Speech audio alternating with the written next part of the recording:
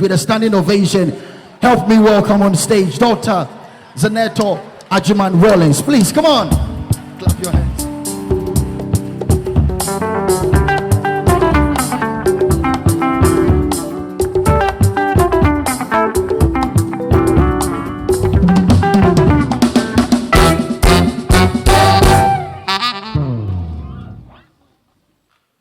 Many thanks. Distinguished ladies and gentlemen, organizers of the program and sponsors, participants, all protocols observed. My name is Zanetor Agyemang Rawlings, and you're welcome to my constituency. That was a brilliant sketch, by the way, very enlightening, and it spoke to the issues. But for those of you who have had the misfortune of falling prey to the photos that you took of yourself, take solace in the fact that there is the Domestic Violence Act that actually makes sure that no one that you've been in a relationship with, whether married or not, can do anything to destroy your reputation. So read upon it. If you haven't done anything like that, don't. But if you have, there is something. The law has a way of protecting you, so don't worry about that. Because no one is perfect. We all make mistakes, and I don't think that our mistakes should be held over our heads for the rest of our lives. So, are you blessed? Any politician would be glad to have a crowd like this. Pastor, you're blessed. So, now when we're talking about youth, I'm not sure I'd put myself anymore because I'm 41 now, but I feel young, so I still think I'm in the youthful group. I'm going to try and stick to my script, but forgive me if I digress. We know that nowadays the youth are always being blamed for a lot of things. Now, when they talk about the youth, there's this expression about the population explosion, which is the not politically correct way of saying the demographic dividend. What are we talking about? We're just talking about a lot of young people and the older generation finding it difficult to understand what to do with the young people. So we have a lot of people within a certain age group who don't have jobs. And there's an expectation, but one entity, central government, is meant to provide all the jobs. Reality is it's not possible. And we should be wary of campaign promises that keep saying we can do all of this for the youth. It has to be a collaboration between the private sector, between civil society, and the government. The government cannot employ every young person in Ghana, nor in any other country. So we must be discerning. But this is not a political platform. It's just to point out that the reality is we cannot have one entity claiming to have all the solutions. And I'm so honored to be here because this is one of the places where we pick up the messages that help guide us in terms of our career choices and other things. The youth are the nation builders. So why are they now being perceived as a threat? The old folks justify their refusal to let go of their power because they say the younger generation don't have a vision, don't want to work, don't have the right ethics. The list is long. But here's what I say today. Everything that we point to that's negative in the youth is an indictment on the generation that came before them. Let me repeat that. If we are looking at young people today and pointing fingers at them for not being disciplined enough, for not being brave enough, for not being ethical in their behavior, for not having a vision, then the generation that they grew up with must take responsibility for their role in the youth becoming like that. If there's a generation that has normalized and institutionalized things like corruption, if we have a generation that has divided us along partisan lines, if we have a generation that has moved God into the corner where it's only on Sundays that we acknowledge God, or if you're in other religions, it's other days. If the value systems that were so dear to us have been pushed aside and are only celebrated ceremonially, then can we blame the young people for copying what they only came to see?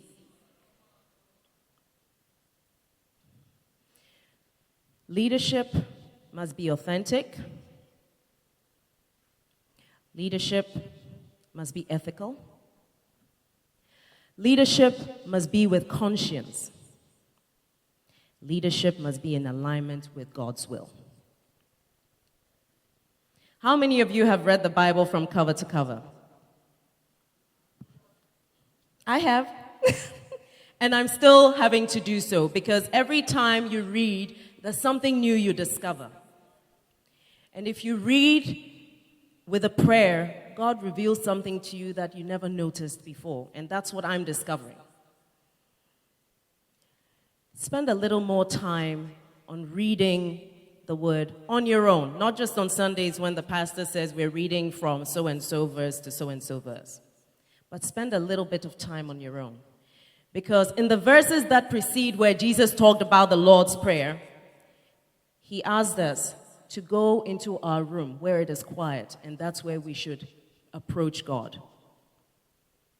It's not always about making a lot of, loud noise and everything. There are moments when you must retreat. If you read the New Testament, in many places, the one thing you kept reading was, and Jesus withdrew from the crowd. You must be able to do that, to have that one-on-one relationship in order to grow. There's a certain aspect of your spiritual growth that happens in a group. But there's a very, very important aspect that happens between you and God alone. And like any friendship, you must nurture your friendship with God if you want God to be your friend. No relationship can grow where you just ignore each other. No friendship can happen that way. And if indeed we have a relationship with God, then we need to spend time. Not everyone can spend a whole hour, but it's that commitment that says, I'm going to spend a certain amount of time with God. And I'm not the preacher here, so I'm not going to spend too much time on that. But what am I getting at? Values don't happen by accident. If today our value system has been eroded, it's because we have not been working at it. And if we've not been working at it, could it be that we've had a situation that too many of our grown-ups have been spending too much time on other things and thinking that the value system will just happen? Values don't happen by accident. A child is born and a child is raised. You don't let a child grow like weeds. You must nurture, you must prune. That's the difference between a garden and the wild. For the value systems to actually take root, it needs to be something that is a daily thing. A daily thing. So what are some of the things? Don't litter. Well, we see the grown-ups doing it. But guess what? We can make a choice not to copy what is wrong. In politics, it's become so common for people to lie, to malign others. And then after that, we say, well, it's just politics. Well, guess what? It's not just politics. You're dealing with people's lives. And every decision you make in leadership affects somebody. We must hold our leaders accountable. But we must also hold ourselves accountable. We must be willing to look in the mirror and see what we see. That's reflecting back at us. The good and the not so good, and be able to acknowledge and be willing to work towards changing for the better. If we're really ambassadors of Christ, then we must reflect the values of Christ, and it mustn't be superficial. What do we do when no one is looking? That's what counts, because that's what says what we're really made of. Our value systems have to be worked on, and it can start with each one of us. Because every nation is made up of a collective of people. And every collective of people is made up of individuals. And the individuals, their value systems add up to what the value system of any society actually is. What is our value system? 2019, we're told, is the year of return. Could it be the year of our return to our values as well? As people are returning to Ghana to retrace their roots since slavery began and since it ended. How are we taking advantage of this occasion to actually rediscover who we are and what is important to us as a people? Can we still talk about, pridefully talking about Ghana being the shining star of Africa? I don't think so. There's a lot of work we need to do to catch up to that previous name that we had. And forgive me if I don't stand here and sugarcoat my words. I don't think we can afford the luxury of that. We need to be able to speak honestly and truthfully to one another if we are to get where we need to get to within the time we have left.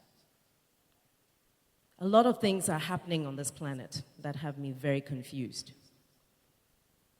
We now have heads of states of very powerful nations who tweet very, very derogatory statements. I never knew it was possible, but I'm living in this time and I'm thinking, I never thought this could happen. And every now and then I pinch myself and I ask myself, is this really happening? There are generations of young people who don't know what it's like to live in a peaceful country.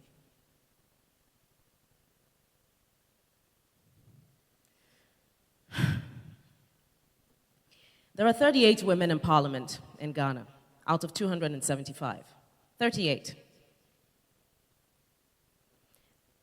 That's about 13%. The number hasn't changed much since 1992. What are we doing to ensure that we can get more women in parliament, more women in leadership? Well, I have 3 daughters. I'm not quite sure I'm yet at the point where I would convince any of them to go into politics. And you know why?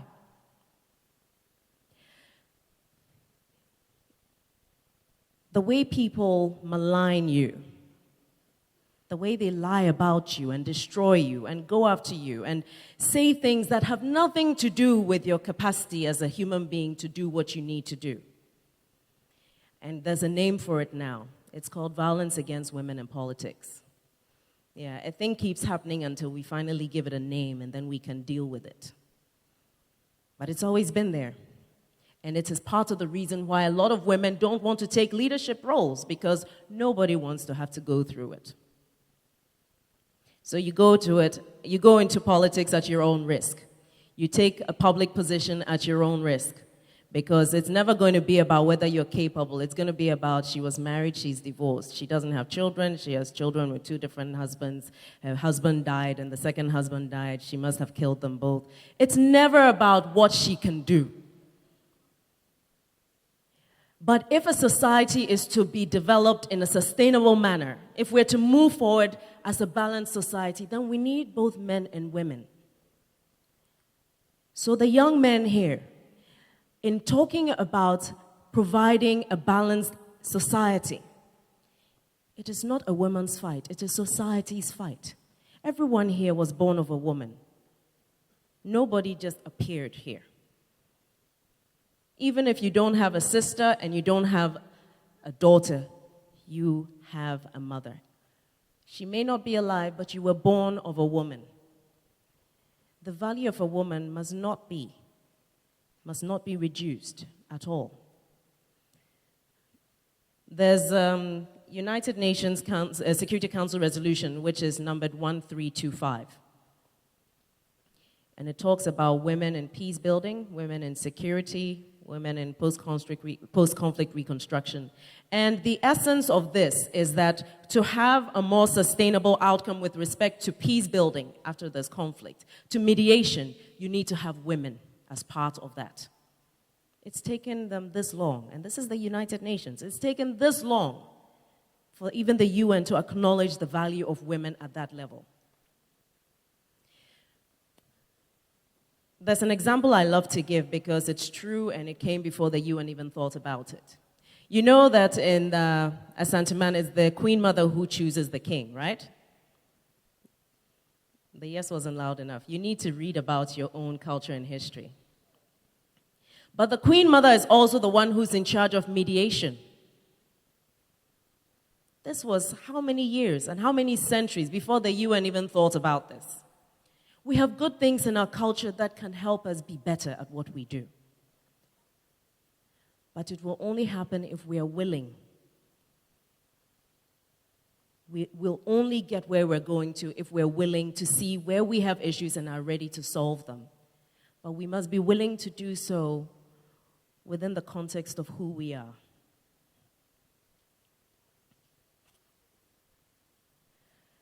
So who am I? Who are you? What do you want for yourself? What do you want for your community? What do you want for your country? What do you want for your continent? What do you want for the world? All the nations that we talk about, and Malaysia had this independence the same year as Ghana, look how far ahead they've gone. And look at Singapore, and look at whichever country. They were true to who they were.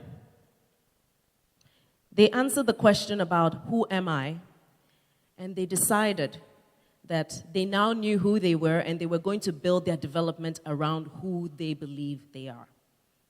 Who do we believe we are as Ghanaians? It's not only about the kente or about our jollof rice competing with other countries in the sub-region. It's about who we identify ourselves as. So that when the kente is gone and there's no jollof, who are you? What makes you Ghanaian? We need to have that conversation at a national level that makes us know this is what it means to be Ghanaian. So with the jollof rice out of the way and with the kente out of the way, we still know what it means to be Ghanaian. And being Ghanaian includes your ethnic diversity as well. We mustn't throw away any of that because it is that kaleidoscope that makes us who we are. By the way, I think Joseph's robe was kente, by the way. I strongly believe Joseph's robe. You know Joseph in the Bible? His robe of many colors? Doesn't that sound like kente to you?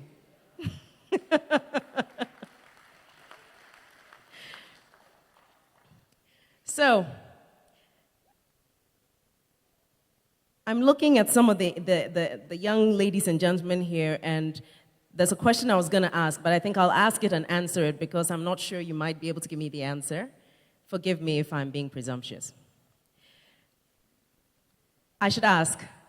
Okay, so who knows what GDP is? Thank you. And what does it mean? Yeah, so he says it's the gross domestic product. So what does it mean? Oh, sorry, say that again. National income of the whole country, yes, is the monetary value of all goods and services in the country over a specific period of time. Clap for yourselves.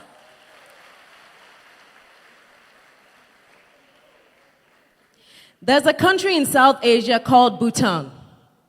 It's a kingdom, so they call it the Kingdom of Bhutan. Many years ago, the king of Bhutan charged the Center for Bhutanese Studies to come up with a human face of GDP. And they came up with the GNH, which is the gross national happiness. Now, what is that? It's made up of 4 pillars. It's meant to be an alternative to GDP as a means of measuring the progress of any particular nation. So they use it for themselves. Take note. The research was done by the Center for Bhutanese Studies, which means that it's a center within their country that is interested in dealing with affairs regarding themselves. So it takes into context their cultural, religious, and all of that, okay? It's made up of 4 pillars, and I'll read them to you. The first pillar is the promotion of equitable and sustainable socio-economic development. The second pillar is the preservation and promotion of traditional cultural values. The third pillar is conservation of the environment. I just love that one. I'm very passionate about the environment. And the fourth is good governance. Because if you were trying to do all of the others and good governance is not in there, you won't achieve it, because good governance is basically what sums up who is in charge and how they're running things. Whether there's accountability, whether there's transparency, all of those things. Whether if there's a problem, there's a quick response to it as citizens, whether you're getting the services that you deserve, all of that comes under good governance. Now, What stops us from determining our version of that as a nation? There is no handbook that says as a country you must only stick to what's there.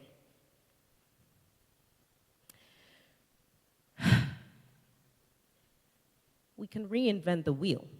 Before the wheel existed, there was no wheel. So when they say don't reinvent the wheel, yeah, I agree. Sometimes you don't need to. You just need to improve certain things. But there are times when we need to come up with a whole new concept. You know, before there was capitalism and socialism, they didn't exist. What is the new ism that we can come up with that actually has the value systems that Christ shared with us? If we had a new ism that was centered around love the Lord your God with all your heart and love your neighbor as yourself, those cover everything. And interestingly enough, the G and H that the Bhutanese came up with, and the love your God with all your heart and love your neighbor as yourself, those are the summaries of what the SDGs are, actually. You know, in Genesis, when God finished creating everything and he created man, what did he do? He said that we are supposed to be the guardians of the planet. We haven't done a good job of it so far. I would like to charge you, it is your Christian duty to protect the environment, because God created it for us to look after it. And so when we're talking about our duty as Christians or our duties as God-fearing people, it is not simply about worshiping God. It's also about taking care of what has been put in our hands. And the environment is part of that.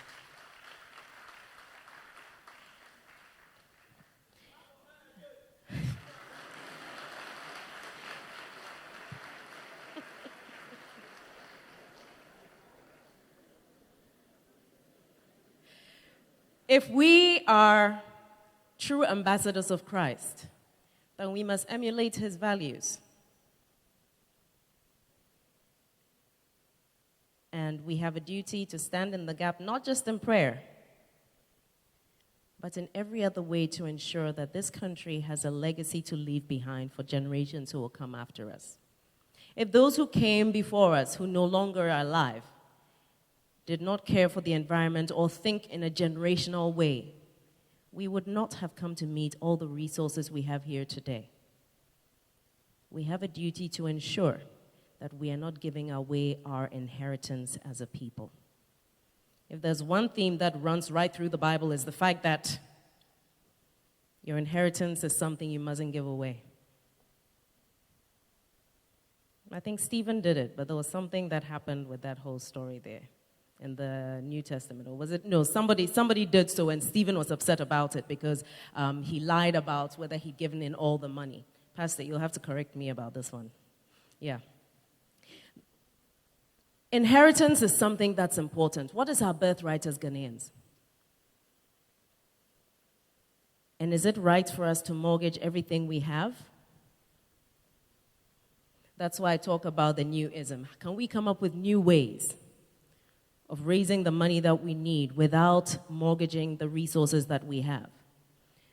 There are nations in this world, very wealthy nations, who know they have oil but have chosen not to explore their oil for two reasons. One of which is the fact that sometimes the impact on the environment is so great that no matter how much money you make, you just cannot make up for the amount of destruction you cause to the environment. The other one is the fact that oil is a finite resource, and the research so far has shown that we've peaked globally. So it's only a matter of time before we run out of it and we have to come up with something new. Shouldn't we be ahead of the curve and start using something new? Must we wait till we reach a crisis point before we realize that we must start doing something else, where the use of green technology and alternative energy is no longer a fringe issue, but it's a mainstream issue? There are difficult questions to answer because one would say, well, you know, the developed nations have gotten what they want, so they can afford the luxury of saying they're not going to explore oil. But what about us? Well, here's what. If exploring oil is still enriching those very nations and is not encouraging our people and moving them out of poverty, is it worth it? That's the question I ask.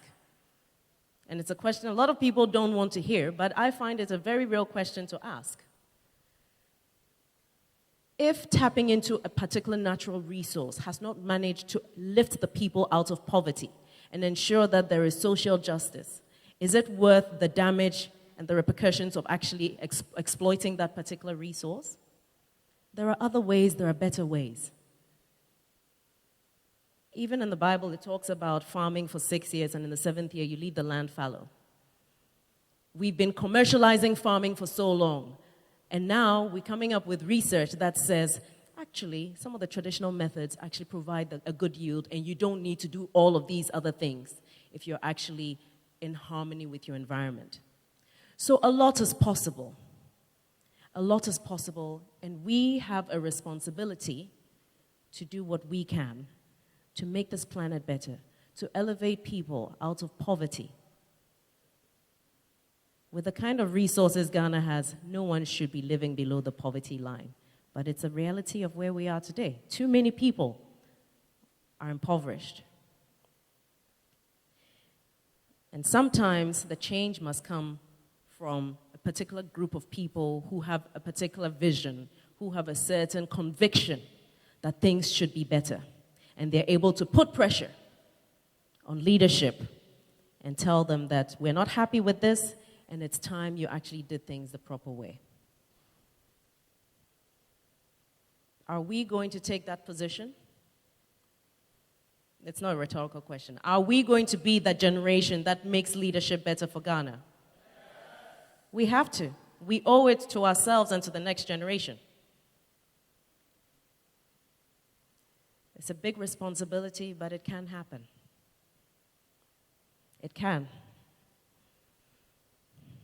And I will conclude with a little story. Very, very short one. Because again, my disclaimer, I'm not a pastor. Joshua. God charged Joshua to lead the people, right? He took over from someone else, didn't he? Who did he take over from? That's right. Did Moses go into the promised land? Okay. How many years were they roaming around before they finally entered the promised land? Do you know why? You need to read.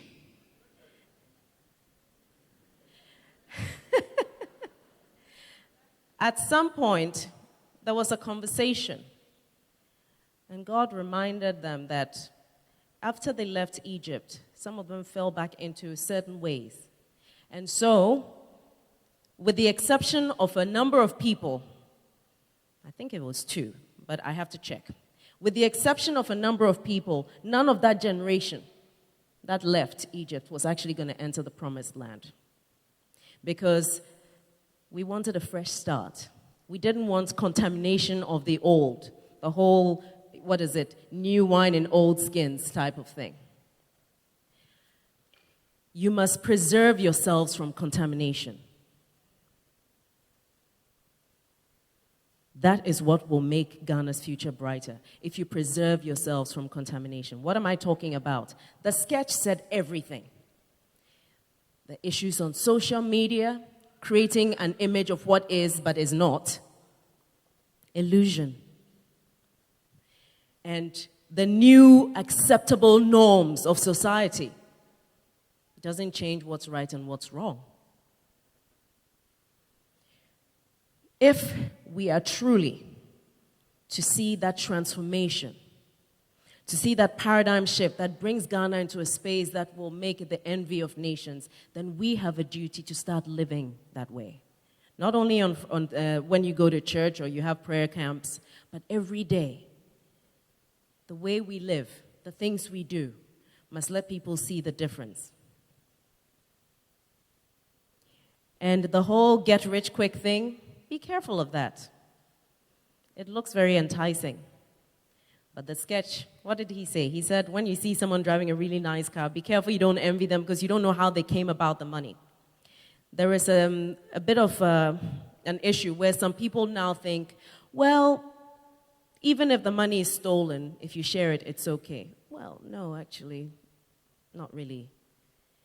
if we can't have that honest conversation, money is important, don't get me wrong. Money is important and it helps you achieve so much. But the quest for money should not undermine our value systems. Please. Being able to have that balance between getting what you want, but maintaining your integrity is important. And I'll say it here. What you see in the political arena, things must change. So don't copy the wrong things you see. It is not the norm. And if that's what's acceptable, change it and make something else acceptable. Change it so that we have a new generation of young, healthy, and environmentally conscious, God-fearing thinkers who want to go into leadership, who want to lead.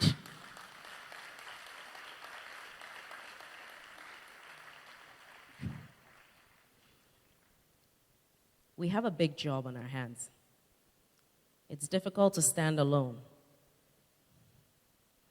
But if we all take that decision, we'll realize that we're actually not alone. It just takes courage to stand by your convictions, to believe in something greater. I have to tell you, I'm a medical doctor and I still don't understand some of the amazing things that God has done. In real life, if you had a sewage system right here, right next to your kitchen, you would get sick. In your abdomen, you have the section where a baby grows. You have the section where when you eat and it breaks down, that's your sewage system. You have your filtration system. It's all there, but somehow there's no cross-contamination. Isn't that just amazing? Scientists still don't understand a lot about the human body, but not enough of them are humble enough to acknowledge the fact that this could not have been by chance, and that a very amazing being created us. We're not here by chance. We're not here by chance. Now I wish I'd brought my Bible. At the beginning, God says, as he's moving, and he says, let us make God a man in our image. So God is moving and has decided, he wants to have an expression of himself. And in other parts of the Bible, we are told that your body is the temple. Right? Yes. The temple is where God's Spirit dwells. That's what historically was the case. Each of us is a representation of God on earth. But if you desecrate your temple, you won't have the visitation you're looking for. Preserve yourselves. Preserve yourselves and know that there is something greater, someone greater. Don't give up. And yes, you will fall. And yes, you will fail. And yes, you will stumble. But don't give up. Because sometimes in falling and getting back on your feet, your story becomes an inspiration for somebody else.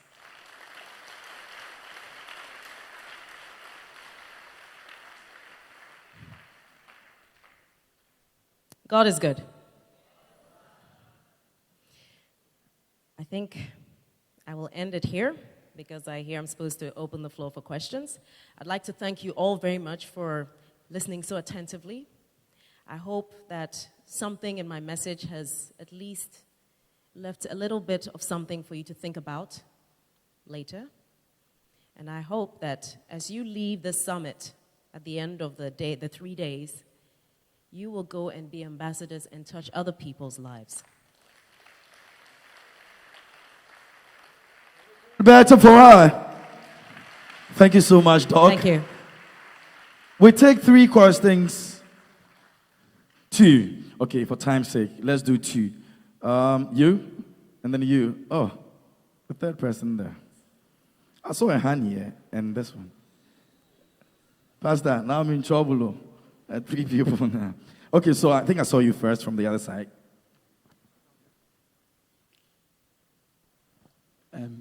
Doctor, thank you very much. My name is Solomon Boche. By any time I take the microphone, my name is Solo Hits on the mic. And I'm really impressed that we have a politician who speaks so much about God. And you asked the question that how many of us have read the Bible cover to cover? And I was excited you raised your hand, but I realized almost nobody did, aside myself. And I asked, yes, we should have had more hands because Ghana is more or less like a Christian nation. But the constitution of God, which is the Bible, we've not read it. And we don't read it. That is where we are all defaulting. So I want to say thank you very much for everything you have told us. My question is not actually a question, it's just a contribution. Yes, thank you very much. God bless. Thank you very much, Solomon. All right. Thank you very much. My name is Rabi Chate. I have this question for you, and then I believe you can decide to answer or not. But I want to ask you, this is something that will surely come to pass. When you become the president of this nation, what are you going to do? It's a prophecy is going to come to pass.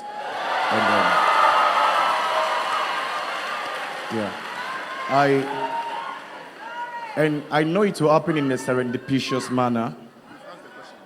No, I want to find out what are you going to do different, because you're going to be young when you become the president as well.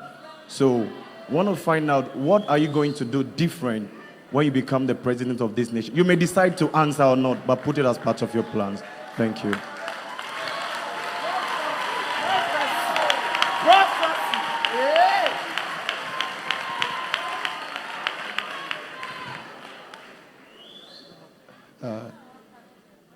My name is Gary Lawson. I'm so concerned about the environment, which is the climate. I'm into GIS, Geographical Information Systems. Fortunately, this morning I came from the bush just to meet Madam Choma. But I want to ask, I don't know, most people might have not seen the Amazon. You've heard yesterday, it's currently on burning seriously over. But my problem is, what does the government or parliament have for climate change? I don't know, most people might have experienced it recently.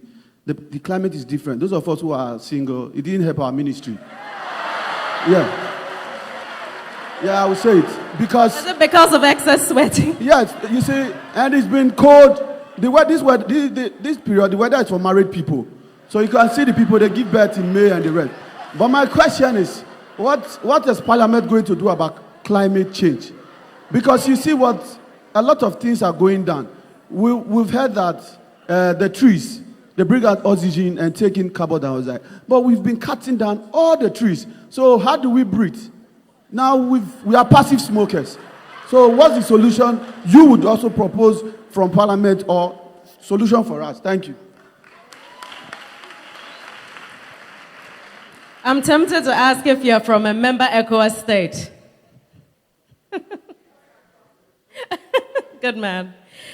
Thank you very much. I'll dodge one question for now and come to the geographical information systems issue. Yes, Parliament has ratified most protocols, including the Kyoto one. And there are amendments that actually came before the Environment Committee. I'm a member of the Environment, Science and Technology Committee, and the Kyoto Protocol came before us as well. As did the Nagoya Protocol, which has been ratified by Parliament, which has to do with the protection of indigenous species and so on and so forth. However, Parliament is made up of 275 people. How many people do we have in Ghana? Okay, we're not sure. I need someone to please tell us, how many people do we have in Ghana? Did someone say 30 million? Shall we go with 30 million?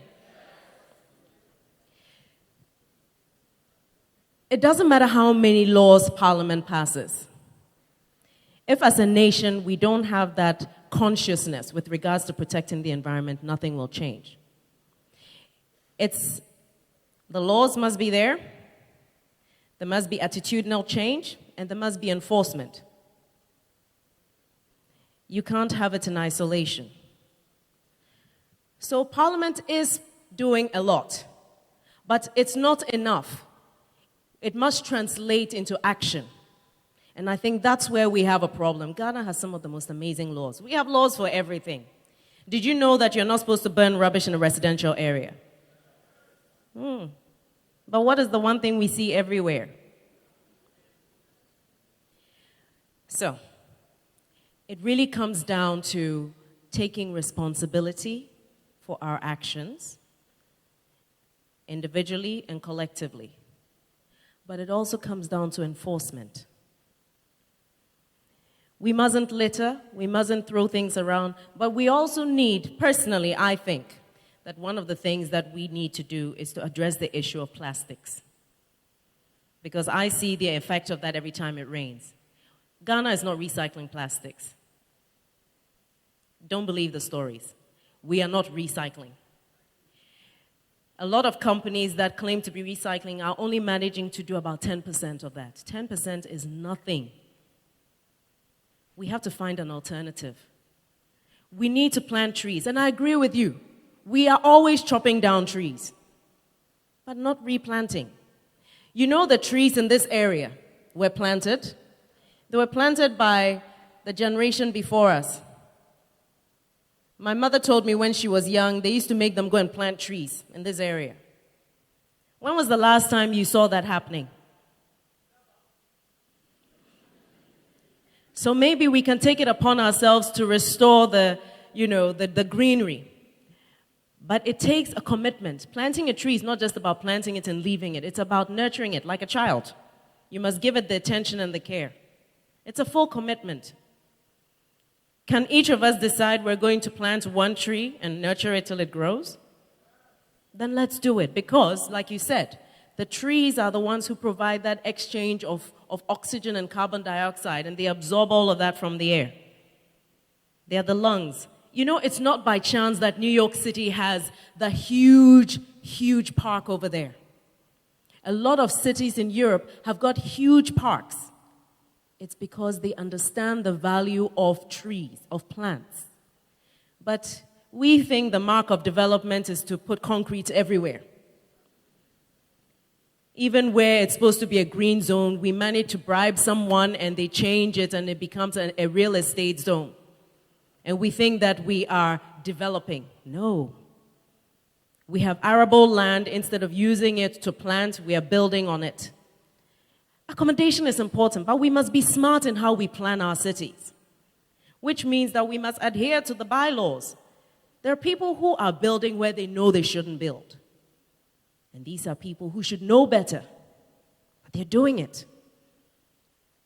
We cannot always keep pointing fingers at one group of people. What are they doing to do it? What are we all doing? It's a collective issue.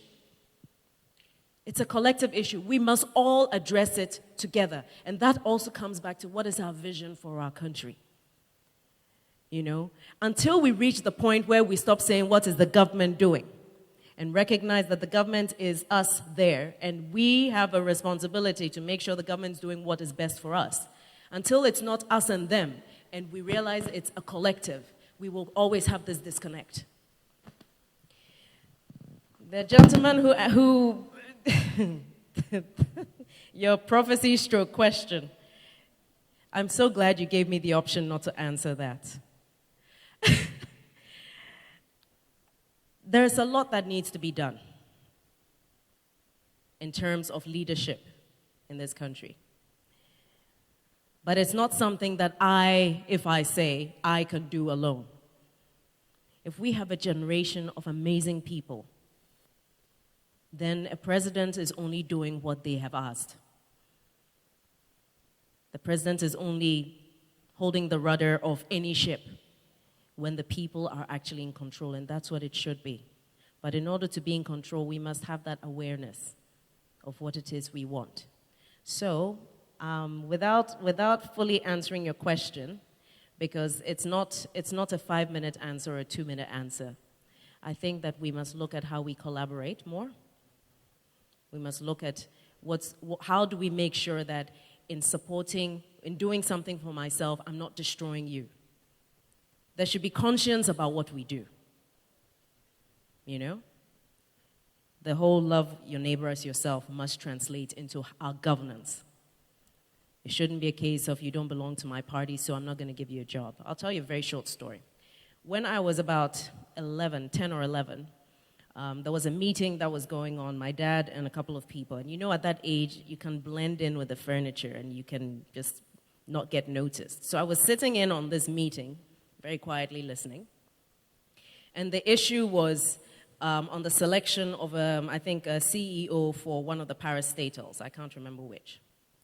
And a name would be mentioned, and someone would say, oh, no, but he's not with our party. And then another name would be mentioned. Well, I don't know. And the only question my father asked at the time was, is he willing and is he capable?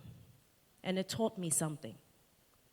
If, as Ghanaians, we can't look past political lines to acknowledge the value of what we have, we cannot develop sustainably. It's a collective effort. We must be able to cross those lines. Is it because she's a woman? Is it because she's from a different party? Is she capable? Is he capable? Is he willing? Does he believe in that vision that will make Ghana better? Those are the questions we should ask. So that over and beyond the issues of partisanship, we all have a vision of what can we do to make Ghana better, to make every single person in Ghana have a dignified existence.